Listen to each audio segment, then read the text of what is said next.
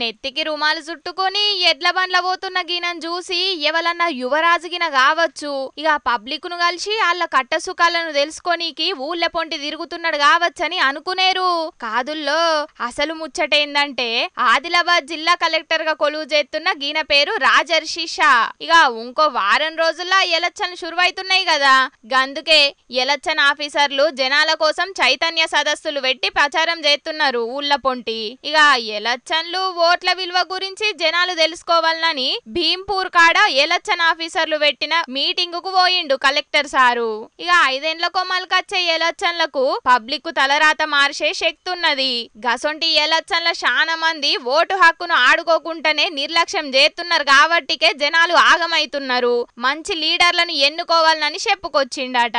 అటెన్కల ఎడ్ల బండ్ల తిరుక్కుంటా వచ్చే ఎలక్షన్ల జనాలందరూ ఓటు హక్కును ఖచ్చితంగా వాడుకోవాలని చెప్పుకుంటా గిట్ల ప్రచారం చేసిండన్నట్టు.